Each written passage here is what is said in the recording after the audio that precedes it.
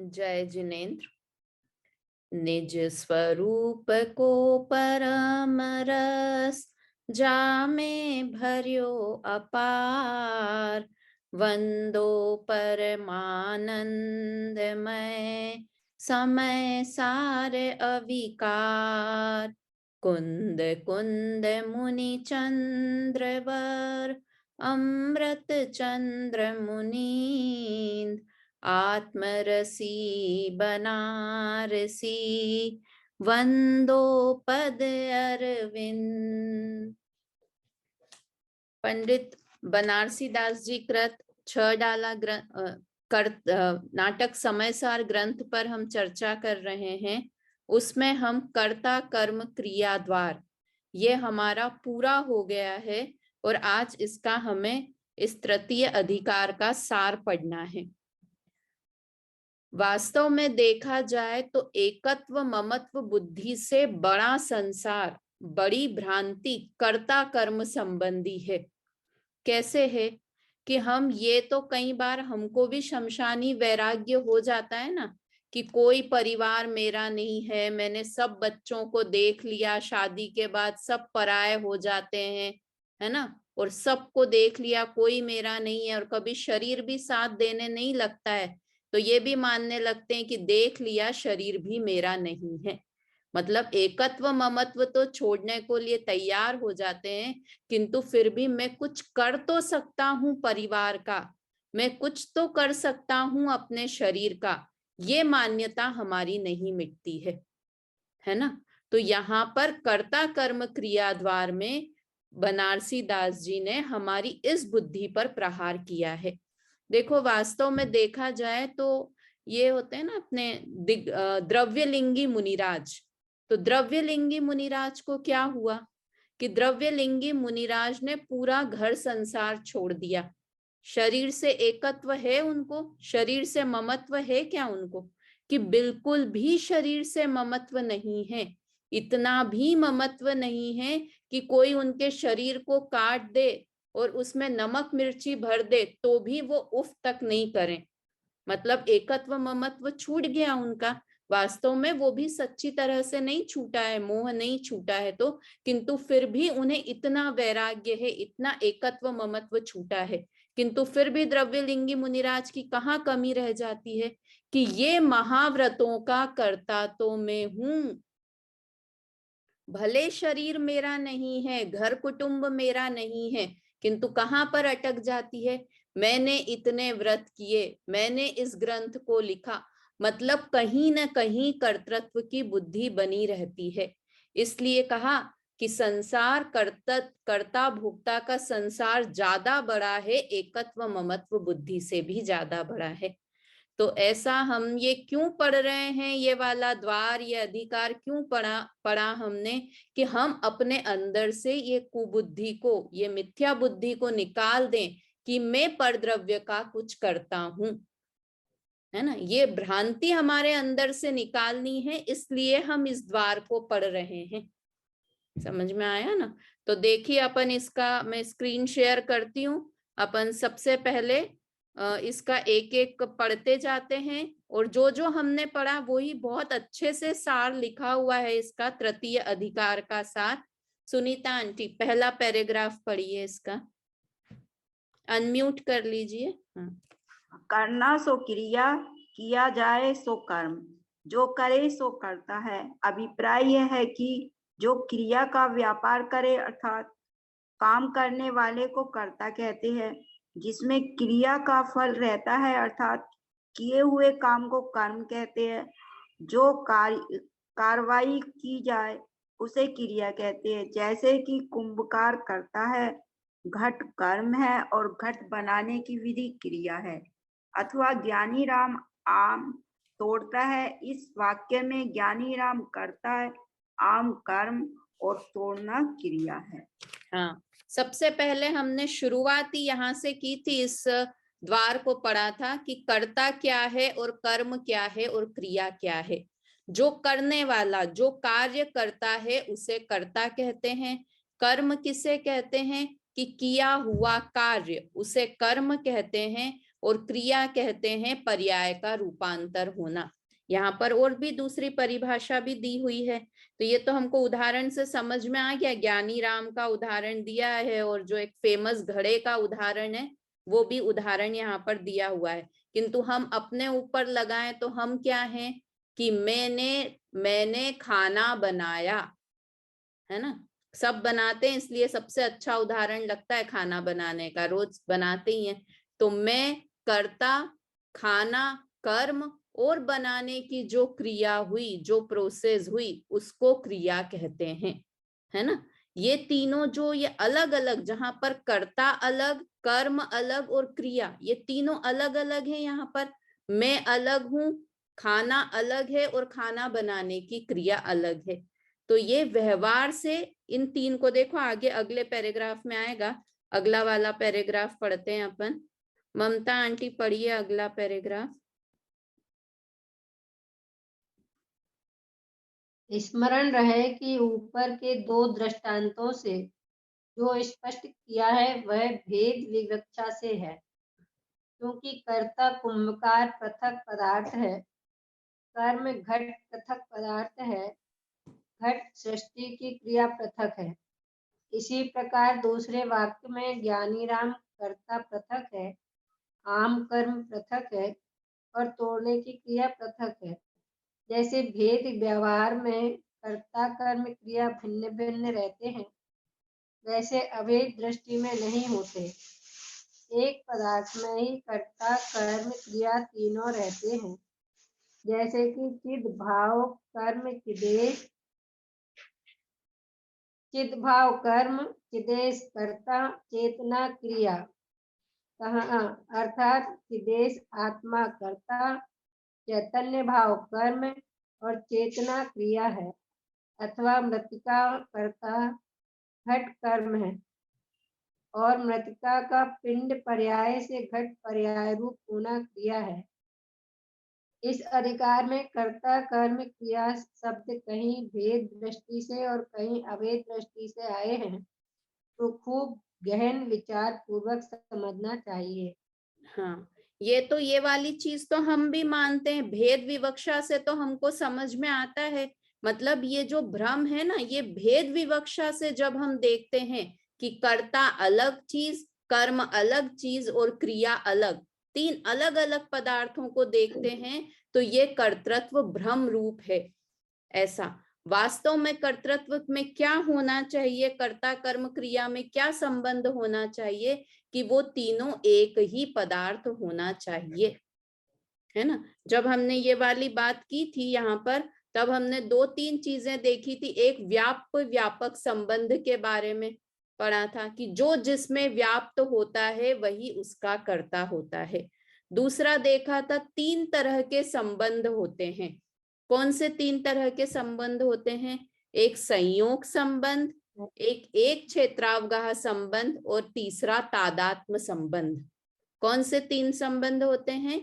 एक क्षेत्रावगाह संबंध पहला, जैसे कि मेरा और शरीर का या मेरा और द्रव्य कर्म का, ये क्या है? एक क्षेत्रावगाह संबंध। दूसरा है संयोग संबंध, वो क्या है? राग और आत्मा का संबंध, वो क्या कहलाएगा? संयोग संबंध। और तीसरा है तादात्म्य संबंध, कि ज्ञान और आत्मा का जो संबंध है वो क्या है? तादात्म्य संबंध है। तो जहां भी कर्ता कर्म और क्रिया की बात आए तो तीनों अगर एक ही, जिसमें तादात्म्य संबंध होता है उसी में कर्ता कर्म संबंध होता है। ये न्याय है, बिल्कुल ये लिख लेना चाहिए। क्या बात आई कि जहां पर तादात्म्य संबंध होता है वहीं पर कर्ता कर्म संबंध होता है। अब मैंने लिखा मैंने खाना बनाया, मैंने ऐसे बोला, तो मैंने खाना बनाया, तो मैंने जैसे रोटी बनाई, तो मैं रोटी के अंदर मेरा एक अंश भी नहीं गया और रोटी में मेरा एक अंश भी नहीं गया, है ना। बिल्कुल एक दूसरे में है ही नहीं, दोनों भिन्न वस्तुएं हैं। इसलिए मैं रोटी का कर्ता नहीं हूं, है ना। क्यों नहीं हूं? क्योंकि हम में आपस में तादात्म्य संबंध नहीं है। हम कुछ भी काम करें, शरीर का कुछ काम करें, तो ये सोचें कि शरीर और मेरे में कौन सा संबंध है? कि संयोग संबंध है तो मैं शरीर का कर्ता नहीं हूं। मैं शरीर को पतला करना चाहूं, शरीर को मोटा करना चाहूं, क्यों नहीं कर सकता? क्योंकि शरीर और मेरे में तो एक क्षेत्रावगाह संबंध है ना, तादात्म्य संबंध नहीं है। तो यहाँ पर यही बताया, देखो ये 6 डाला की लाइन भी लिखी ना, चिद भाव कर्म चिदेश कर्ता चेतना क्रिया तहा, है ना। तो ये यहाँ तीनों अभिन्न अखिन्न शुद्ध उपयोग की निश्चल दशा, जो 6 डाला की छठी ढाल में एकदम जो समय सार, छोटा समय सार, क्यों कहते हैं 6 डाला को, ये छठी ढाल है ना, उसके कारण 6 डाला को मिनी समय सार कहते हैं, छोटा समय सार कहते हैं। तो वहां पर क्या है, देखो वास्तव में आत्मा में क्या है, चिद भाव कर्म, है ना, चिदेश कर्ता और चेतना क्रिया तहा। चिदेश किसको कहते हैं? आत्मा का पर्यायवाची शब्द है चिदेश। तो आत्मा तो कर्ता है और चैतन्य भाव वो कर्म है। चैतन्य भाव मतलब ज्ञान दर्शन वो, और चेतना क्रिया तहा। कभी आपने सोचा चैतन्य और चेतना में क्या अंतर है? अनीता आंटी, पूर्णिमा आंटी, चेतना और चैतन्य में क्या अंतर है? कि चैतन्य तो गुण है और चेतना पर्याय है। क्या कहा? चैतन्य तो गुण है, ज्ञान दर्शन, इसको कहते हैं चैतन्य।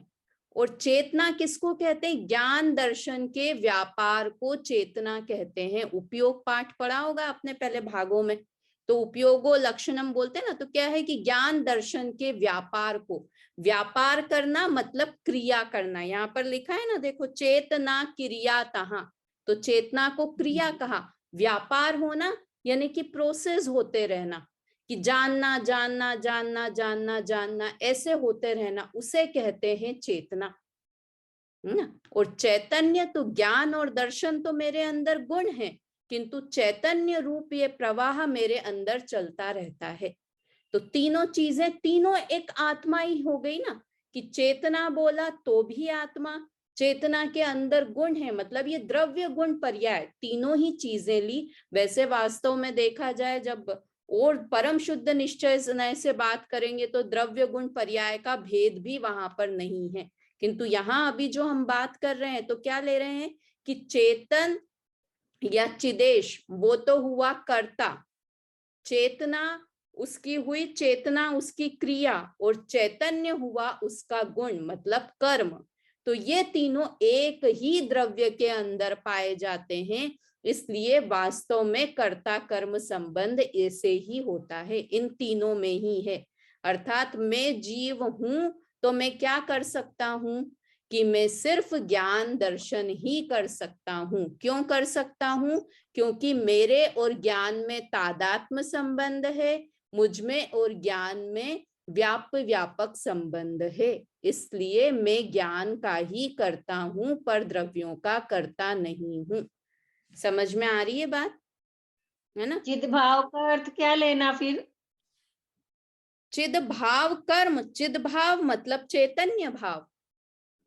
यहाँ लिखा है ना, देखो अर्थात करके, चिदेश तो कर्ता और चिद भाव कर्म, चिद भाव मतलब चैतन्य भाव, ये कर्म हुआ। और चेतना क्रिया तहा, चेतना मतलब कर्म, है ना। चिद भाव का अर्थ हुआ चैतन्य भाव, ज्ञान दर्शन के भाव जो हैं वो कर्म हुए। कि जीव ने क्या किया कि ज्ञान किया, जिसे बोलते हैं ना कर्ता जिसे प्राप्त करता है उसे कर्म कहते हैं। तो जीव क्या प्राप्त करता है कि ज्ञान को प्राप्त करता है, या जीव ने क्या किया? ज्ञान किया। और जो जानने की प्रोसेस है उसका नाम है चेतना। समझ में आ रहा है? कठिन तो नहीं लग रहा है अनीता आंटी? कठिन तो नहीं लग रहा है? हाँ, चलिए आगे पढ़ते हैं। 3 नंबर का पैराग्राफ, 1 मिनट में, पहले इसमें लगा। आभा आंटी पढ़िए इसको, 3 नंबर की थोड़ी शुरुआत करिए। अज्ञानी की दशा, अज्ञान की दशा में। आभा आंटी, आभा आंटी है ना शायद? मैं बाहर हूँ थोड़ा। अच्छा अच्छा अच्छा, ठीक है। ममता आंटी पढ़िए, आप पढ़िए। अच्छा आपने पढ़ा ना, अनीता आंटी आप पढ़िए। ज्ञान की दशा में जीव शुभाशुभ कर्म और शुभाशुभ प्रवृत्ति को अपनी मानता है और उनका कर्ता आप बनता है। परंतु खूब ध्यान रहे कि लोक में अनंत पौधवली कारमान वर्गनाएं भरी हुई हैं। इन कारमान वर्गनाओं में ऐसी शक्ति है कि आत्मा के राग द्वेष का निमित्त पाकर वे कर्म रूप हो जाती हैं। इससे स्पष्ट है कि ज्ञानावरणीय आदि कर्म उद्गल रूप हैं, अचेतन है, उद्गल ही इनका करता है, आत्मा नहीं है। हाँ, राग द्वेष मोह आत्मा के विकार हैं, ये बस आत्म बस जनित बस है। बस बस। अब ये यहाँ पर ऊपर यहाँ तक की बात में क्या बताई कि दो चीजें ले ली यहाँ पर, कि एक तो शुभाशुभ क्रिया।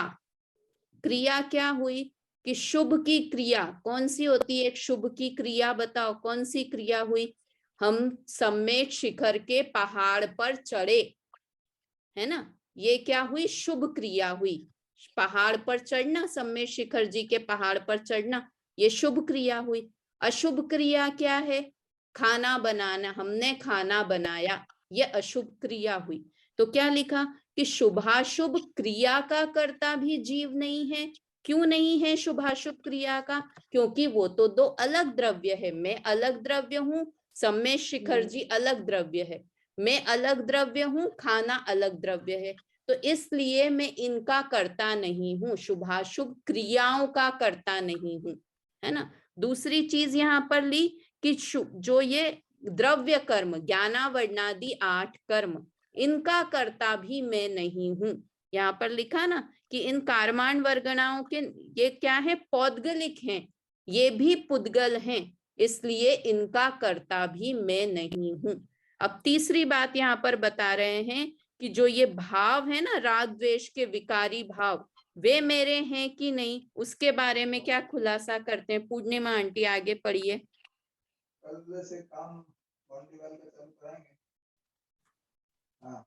राग द्वेष मोह आत्मा के विकार हैं, इसके आगे से पढ़िए। ये आत्मजनित हैं। मिला क्या पूर्णिमा आंटी? ये यहाँ पर है ना एरो, देखो, ये आत्मजनित हैं या पुद्गल जनित हैं? पढ़िए आप।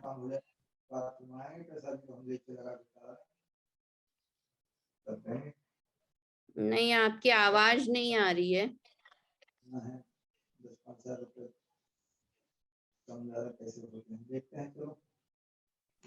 अनम्यूट कर। चलिए सुनीता आंटी आप पढ़िए। इनका कर्ता है, आत्मा नहीं है। हाँ, राग द्वेष मोह आत्मा के विकार है, ये आत्मजनित है या पुद्गल जनित है। इसका भाव संग्रह में बड़ा अच्छा समाधान किया है। प्रकार है जैसे संतान को न तो अकेली माता ही उत्पन्न कह सकते हैं और न अकेले पिता ही से उत्पन्न कह सकते हैं। दोनों के संयोग से संतान की उत्पत्ति है। उसी प्रकार राग द्वेष मोह ने तो अकेला आत्मा जाता है और ना अकेला पुद्गल ही उपजाता है। जीव और पुद्गल दोनों के संयोग से राग द्वेष मोह भाव कर्म की उत्पत्ति है। अकेले पुद्गल से राग द्वेष मोह उत्पन्न होते हो तो कलम, कागज, ईंट, पत्थर आदि में भी राग द्वेष मोह पाए जाते हैं। यदि अकेले आत्मा से उत्पन्न होते हो तो आत्मा में भी राग द्वेष मोह पाए जाते हैं। अधिक लिखने क्या, राग द्वेष मोह पुद्गल और आत्मा दोनों के संयोग से होते हैं। जीव बस पुद्गल बस बस बस। देखो कितना अच्छा यहाँ पर बताया। दो की तो हम बात कर चुके, परद्रव्य की और द्रव्य कर्म की, नौ कर्म की और द्रव्य कर्म की तो बात हम कर चुके। अब यहाँ पर तीसरा बताया था कि भाव कर्म, भाव कर्म का कर्ता कौन है? तो इसमें लिखाया कि व्रत द्रव्य संग्रह में बताया है। व्रत द्रव्य संग्रह में क्या बताया है? एक मिनट, कि इसका कर्ता कौन है ना? इनका कर्ता कौन है रागादि भावों का? तो कहा कि अकेला पुद्गल रागादि भावों का कर्ता नहीं है, ये मोबाइल है, ये राग द्वेष के परिणाम नहीं कर सकता है। कभी देखा है ऐसा सुनता हुआ कि आज मोबाइल को पूजा पे बहुत गुस्सा आया इसलिए वो पूजा को छोड़कर चला गया? कभी ऐसा होता है? ऐसा सुना है कि आज चकला बेलन को बहुत राग आया तो उन्होंने 10 रोटियां ज्यादा बना दी? राग द्वेष होते हैं पुद्गल को, कि पुद्गल तो राग द्वेष नहीं करता है ना। दूसरी बात कि अकेला जीव राग द्वेष करता है, तो बोला नहीं, अकेला जीव भी राग द्वेष नहीं करता है। क्यों नहीं करता है? क्यों नहीं करता है अकेला जीव भी? कि अगर अकेला जीव राग द्वेष करे तो सिद्ध भगवान को भी राग द्वेष मानने पड़ेंगे, इसलिए अकेला जीव भी राग द्वेष नहीं करता है। तो यहाँ पर उदाहरण दिया कि जैसे किसी संतान की उत्पत्ति हो तो ना अकेले पिताजी पुत्र को संतान उत्पन्न कर सकते हैं, ना अकेली माँ पुत्र को या संतान को उत्पन्न कर सकती है।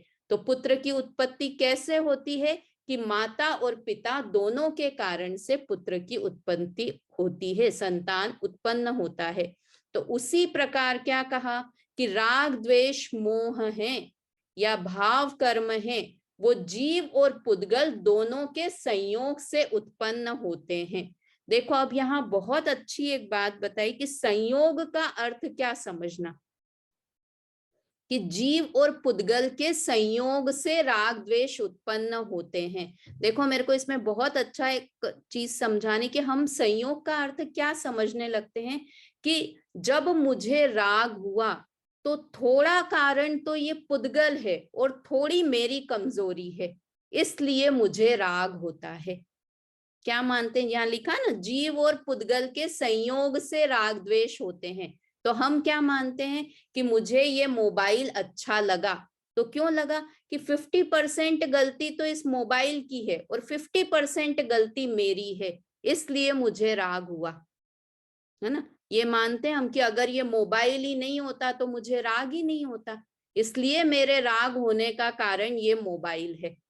तो सही बात है कि गलत बात है? पूर्णिमा आंटी, सही बात है कि गलत बात है? ये नहीं होता मोबाइल तो मुझे राग ही नहीं होता, अगर घर परिवार के लोग नहीं होते तो मुझे राग ही नहीं होता। तो हम क्या मानते हैं कि जीव और पुद्गल के संयोग से राग द्वेष होते हैं, इसका मतलब हम ये निकालने लग जाते हैं कि आधी गलती तो पुद्गल की है, संयोग की है, और आधी गलती मेरी है। तो बोलते ना, ताली दोनों हाथ से बजती है, तो दोनों हाथ मतलब एक पुद्गल का हाथ और एक मेरा हाथ, इसलिए मुझे राग द्वेष हो रहे हैं, है ना। पर वास्तव में क्या है? संयोग में भी क्या है कि जीव और पुद्गल के संयोग से राग द्वेष होते हैं। इसमें ये मानना कि भूल मेरी अधिकाई, जीव की गलती होती है। पुद्गल कभी भी ये नहीं कहता है कि मुझे अपना मानो, कभी भी मोबाइल ये नहीं कहेगा कि तुम मुझे अपना है पूजा, तू मुझे अपना मान। कभी मोबाइल में से ऐसी आवाज आई है? देखो कई बार ऐसे होता है कि कई महिलाएं हैं ना कि पूरे जिंदगी बच्चों की सेवा करती रहे, है ना, और जब बीमार पड़ जाए बहुत ज्यादा, तो बुढ़ापे में जाके वो कभी कह दे बच्चों से कि मैंने अपने शरीर का भी ध्यान नहीं रखा, तुम्हारी सेवा करते करते, तुम लोगों को पढ़ाने लिखाने, कोई अकेली महिला हो तो बोले तुमको पढ़ाने लिखाने में और तुम्हारी सेवा करने में मैंने अपने शरीर का भी ध्यान नहीं रखा। अगर वो महिला ऐसा कहे तो वो बच्चे क्या कहेंगे कि हमने कब कहा था मम्मी आपसे कि आप अपने शरीर का ध्यान मत रखो? होता है कि नहीं? ऐसा फिल्मों में तो बहुत बताते हैं इस तरह के डायलॉग्स कि हमने कब कहा था कि आप टाइम पे दवाई मत लो, हमने कब कहा था कि आप ऐसा काम करो, है ना।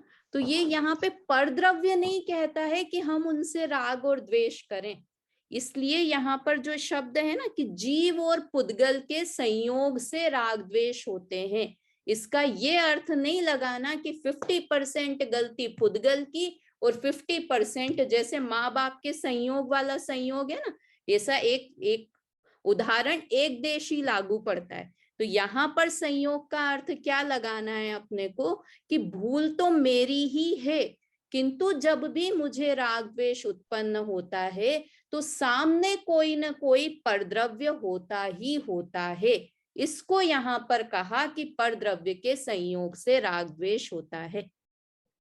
समझ में आया? मतलब हमेशा हमको क्या हो गया है, अपनी गलती दूसरों पे डालने की आदत हो गई है। जीव है ना, जीव राजा है, हम राजा हैं, तो हमको क्या है कि अपना ब्लेम पर के माथे। हम क्या करें, पर के कारण, बच्चों के कारण मुझे मेरा पोता इतना सुंदर दिखता है, सुशीला आंटी इतनी अच्छे दिखती है, सहजता विशुद्धि, कि मुझे उनके प्रति राग आए बिना रहता नहीं है ना, तो हमने परद्रव्य के ऊपर डाल दिया। फिर दूसरा, थोड़े और शास्त्र पढ़ लिए तो द्रव्य कर्मों पे डाल दिया कि कर्म का उदय होता है इसलिए मुझे ऐसे परिणाम होते हैं। तो क्या कहा कि ये सब बहाने बनाना छोड़ दो, भूल मेरी अधिकाई।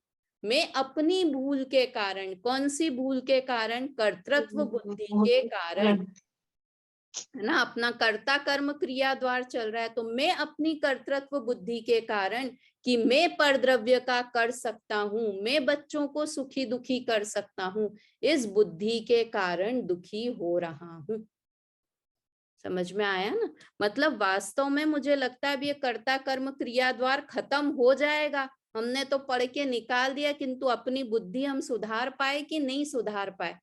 ऐसे इतनी बार ग्रंथों को हमने पढ़ लिया, पढ़ के रख दिया, पढ़ लिया बस, किंतु पढ़ के अंदर नहीं, अपनी थोड़ी, देखो ऐसा नहीं है कि बिल्कुल एक ही दिन में पूरी मान्यता बदल जाएगी, किंतु रोज हम उस मान्यता पर प्रहार तो करते रहें, रोज ये विचार तो करें कि मैं परद्रव्य प्रभावों का कर्ता नहीं हूं। विचार तो जितने दिन हमारा 1-1.5 महीने ये द्वार चला, 1-1.5 महीने तो हमको अंदर में ये विचार आना चाहिए था दिन भर कि हाँ मैं परद्रव्य प्रभावों का कर्ता नहीं हूं, है ना। पढ़ के नहीं, पढ़ने के लिए नहीं पढ़ना है, पढ़ के अंदर उतारने के लिए पढ़ना है ना। चलिए आगे पढ़ते हैं इसमें, और अंत में अब थोड़ा सा ही बचा है इसका, मैं शेयर करती हूँ 1 मिनट स्क्रीन। हाँ सुशीला आंटी पढ़िए आगे आप ही। उसी प्रकार राग द्वेष, यहां से पढ़िए।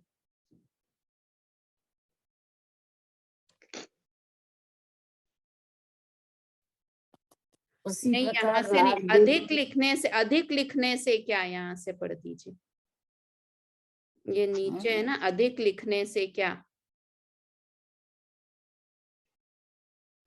अधिक लिखने से क्या, राग द्वेष मोह पुद्गल और आत्मा दोनों के संयोग से होते हैं। जीव पुद्गल परस्पर एक दूसरे के लिए निमित्त नैमित्तिक है, परंतु ये ग्रंथ निश्चय न का है, सो यहाँ राग द्वेष आगे हाँ देखने एक सेकंड, हाँ तो यहाँ राग द्वेष मोह को पुद्गल जनित बतलाया है, ये आत्मा के निज स्वरूप नहीं है। इसी प्रकार शुभाशुभ क्रिया पौद्गलिक कर्मों के उदय से जीव में होती है, अतः क्रिया भी पुद्गल जनित है। सारांश यह है कि शुभाशुभ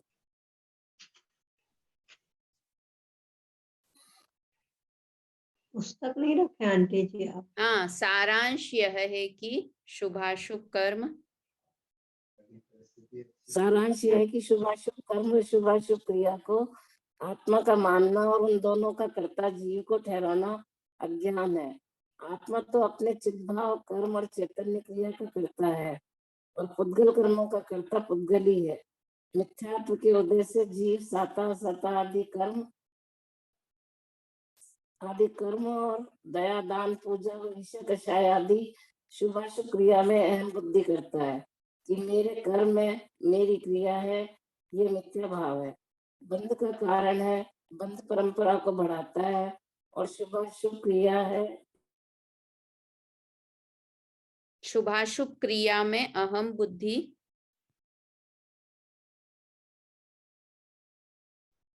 और शुभाशुभ क्रिया में अहम बुद्धि नहीं करना अर्थात उन्हें अपनी नहीं मानना और उनमें तन्मय नहीं होना सम्यक स्वभाव है, निर्जरा का कारण है ना। तो ये यहाँ पर क्या कि ये निश्चय नय का ग्रंथ है, हम कई ग्रंथ पढ़ेंगे, आगम के ग्रंथ पढ़ेंगे तो उसमें तो यही आएगा कि जीव कर्मों को बांधता है ना, कौन से परिणाम से कौन से कर्म बंधते हैं सब, ये अपने मोक्ष शास्त्र में तत्वार सूत्र में तो पूरा आश्रव बंध अधिकार पूरे में यही बताया कौन से भाव से कौन से कर्म बनते हैं।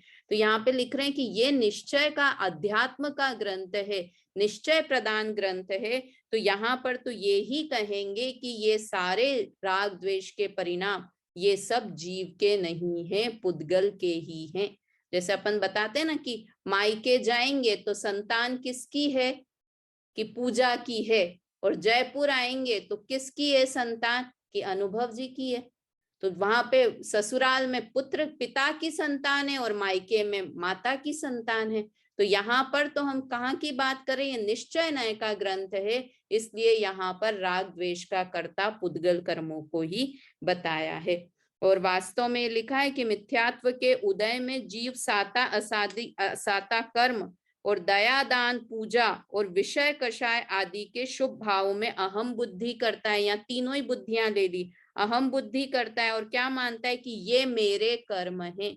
अरे मुझे पूजा तो करनी चाहिए, मैं श्रावक हूं, मुझे तो छठ आवश्यक करने चाहिए, ये मेरी क्रिया है, मैं इनका करता हूं, ये सब मिथ्यात्व भाव है। देखो अशुभ को तो हम बुरा मानते ही है, मैं बार बार पूजा आदि इनका उदाहरण क्यों देती हूँ, क्योंकि अब हम इस स्टेज पे आ गए हैं कि हम अशुभ को बुरा मानने लगे हैं, किंतु अब हम शुभ में अटकने लगे हैं। इसलिए यहाँ पर कह रहे हैं कि शुभ क्रिया का भी कर्ता मैं नहीं हूँ, ये बंध परंपरा को ही बढ़ाता है ना। और वास्तव में लास्ट लाइन में क्या लिखा, शुभाशुभ क्रियाओं में अहम बुद्धि नहीं करना और उन्हें अपनी नहीं मानना, शुभ की क्रिया भी मेरी भी नहीं है और मैं इनका करता भी नहीं हूं, ऐसा मानना, उनमें तन्मय नहीं होना, यह सम्यक स्वभाव है, निर्जरा का कारण है। और वास्तव में निर्जरा का कारण है मतलब निर्जरा पूर्वक मोक्ष का कारण है।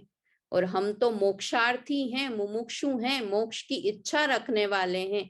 तो हमें शुरुआत कहाँ से करनी है कि बदलने, दूसरे को बदलना नहीं है, सारी गलती हमारी बुद्धि की है, हमारी मान्यता की है, इसलिए हमें अपनी मान्यता को सुधारना है ना। इस तरह से ये हमारा द्वार हुआ। इसमें हमने इस द्वार में और भी बहुत सारी बातें पढ़ी थी, कि एक तो 2-3 बातें तो वो पढ़ी थी हमने, एक सेकेंड, 1-2 बातें तो ये हमने पढ़ी थी। पक्षातिक्रांत का प्रकरण एक यहाँ पर आया था, है ना, जब नए की बात पढ़ रहे थे तब पक्षातिक्रांत का प्रकरण आया था, और दूसरा द्विक्रियावादी का प्रकरण आया था। ध्यान है कि सब भूल गए हैं अपन। ये इसमें जो नहीं आया वो 2 पॉइंट्स मैंने लिखे कि हमने इसकी भी चर्चा की थी। पक्षातिक्रांत की जब बात कर रहे थे तब हमने पूरा डिटेल में कि नए चक्र में हमें घुसना भी है और नए चक्र से बाहर भी निकलना है। अगर नए चक्र से बाहर निकलना नहीं आएगा तो अभिमन्यु की तरह वहीं गोल गोल घूम के मर जाएंगे। तो नए चक्र में प्रवेश भी करना है, नए से आत्मा को समझना भी है, और उसके बाद क्या करना है, अनुभव के काल में उस नए के पक्ष को छोड़ देना है। मतलब यहाँ तक कि निश्चय नए के पक्ष को भी छोड़ देना है।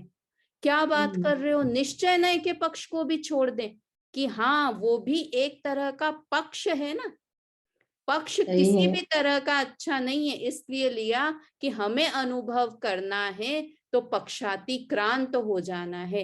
निश्चय व्यवहार, आप निश्चय वाले हो कि व्यवहार वाले हो? सुनीता आंटी निश्चय वाले हो कि व्यवहार वाले हो? दोनों को ही अपनाना है ना। हाँ, बाद में छोड़ना है व्यवहार को। हाँ नहीं, अभी से ही ये रखना है हमको कि व्यवहार को छोड़ना अभी से ही। अब अभी तो करना है, मतलब कब छोड़ना है? 5 साल बाद व्यवहार छोड़ना है, कब छोड़ना है? व्यवहार को भी छोड़ना नहीं है। देखो वास्तव में हमने मान्यता में ही ग्रहण कर रखा है ना कि वास्तव में पक्षातिक्रांत होना है, कि ये समझने के लिए तो उपयोगी है, किंतु अनुभव करने, जब आत्मानुभव करने की बात आए तो इस पक्ष से ऐसा कहा, निश्चय से आत्मा को ऐसा कहा, व्यवहार से आत्मा को ऐसा कहा, ये सारे विकल्प अंदर नहीं रखना है, क्योंकि अगर किसी चीज का पक्ष है मतलब विकल्प है, और अनुभूति कैसी होती है, विकल्पातीत होती है, विकल्प से रहित होती है। देखो ये तो अपन यहाँ ग्रंथ की बात करते हैं, अगर हम कोई व्यंजन भी खाएं ना, और अगर विकल्प के साथ में खाएंगे तो उस व्यंजन का मजा नहीं आएगा, है ना। क्या कहा, ठंडाई पिए, अब तो सर्दियां जाने वाली, गर्मी आएगी, ठंडाई पिए, और पीते पीते विकल्प करें कि इसमें मिश्री कम है, काली मिर्च ज्यादा है, ये इसने बनाई है, ये कांच के ग्लास में क्यों दी, मैं तो कांच में पीती नहीं हूं, मुझे तो स्टील के ग्लास में, कुछ भी तरह का विकल्प करें तो वो कितनी भी टेस्टी ठंडाई होगी, उसका मजा नहीं आएगा हमको। तो ये तो इतने छोटे सड़े से व्यंजन में ऐसा हो जाता है, तो हम तो आत्मा के अनुभव की बात कर रहे हैं, आत्मा का रस पीने की बात कर रहे हैं, तो उसमें कोई विकल्प से काम चलेगा? कि अगर रंच मात्र भी विकल्प है कि समय सार में तो ऐसा कहा है, मोक्ष शास्त्र में तो ऐसा कहा है, मोक्ष मार्ग प्रकाशक में तो ऐसा कहा है, तो क्या कहा कि वो अनुभूति के काल के लिए सही नहीं है।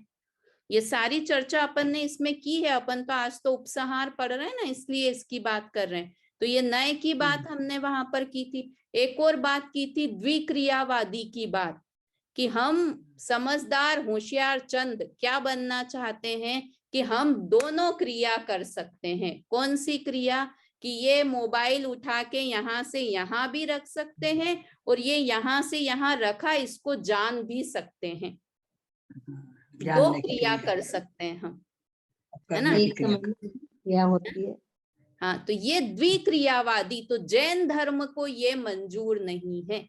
क्या कहता है जैन धर्म? कि आप एक द्रव्य हो ना, तो आप अपनी क्रिया करो, दूसरे के अंदर हस्तक्षेप करने की कोशिश मत करो कि मैं पुद्गल का भी काम कर दूं और जानने का भी काम कर दूं, है ना। तो इस तरह से हमने ये द्विक्रियावादी पक्षातिक्रांत की बात की, अनुभव की बात की, और सार रूप में कहें तो द्रव्य कर्म, भाव कर्म और नो कर्म का कर्ता सम्यक दृष्टि जीव नहीं है, ये बात की। क्या बोला? द्रव्य कर्म, भाव कर्म, नो कर्म का कर्ता मैं भी नहीं हूं। सम्यक दृष्टि तो ऐसा मानता है, किंतु वास्तव में मैं भी इनका कर्ता नहीं हूं, ऐसा पक्का विश्वास अपने। अरे अभी राग हो रहा है इस समय भी, कि हाँ इस समय भी राग हो रहा है, किंतु मैं इस राग को जानने वाला हूं, यहां तक अपने आप को लेके जाना है ना। वास्तव में मुझे मतलब बहुत विकल्प आता है कि अपन पढ़ पढ़ के कितने ग्रंथ पढ़ लिए हैं, किंतु पढ़ के रखते जा रहे हैं, उससे अपने को अब आगे बढ़ना है, अपनी बुद्धि में चेंज लाने की कोशिश अब हमें करनी है ना। तो ये अभी अपना आज का तो समय हो गया है। अब अगली क्लास में अपन पुण्य पाप एकत्व द्वार पढ़ेंगे, अगले शनिवार रविवार को। बहुत इंटरेस्टिंग द्वार है, बहुत मजा आएगा इस द्वार में, तो इस द्वार को अपन पढ़ेंगे। मुझे ऐसा लगता है कि अपन अंत में अगर किसी को कुछ प्रश्न पूछने रहे तो आप प्रश्न भी पूछ लिया करो, अगर कोई संबंध में कुछ समझ नहीं आए, किसी शब्द का अर्थ नहीं आए, तो वो भी अपन एक आध मिनट में लास्ट में वैसा भी कर सकते हैं कि किसी को कुछ समझ में कोई शब्द, क्योंकि इसमें तो गाने वाला ज्यादा है, अपन इस बार उस चीज पे शब्द के अर्थ पे ध्यान नहीं दे रहे हैं, उसके भावों को ज्यादा अच्छे से समझ रहे हैं। आपके साथ पढ़े थे ना, तो हम लोगों ने सबने अर्थ लिख लिए थे, इसलिए नहीं पूछते। लिखे हुए होंगे। उस समय अपन ने जब क्लास में लिया था तब पूरे एक एक शब्द का अर्थ भी लिखा था, किंतु अब अपन सार तरीके से पढ़ रहे हैं, इसलिए किसी का कोई शब्द रह जाए तो वो भी आप देख लिया करिए। और अब जिनवाणी स्तुति करते हैं, अगले शनिवार से नया वाला पाठ प्रारंभ करेंगे। चलिए। भाव मरण से त्रस्त प्रतीक्षण, मेरे घट में अमृत घोलो, मैं विवेक बिन अंध शारदे, नय अंजन से लोचन खोलो। जय जिनेंद्र। जय जिनेंद्र।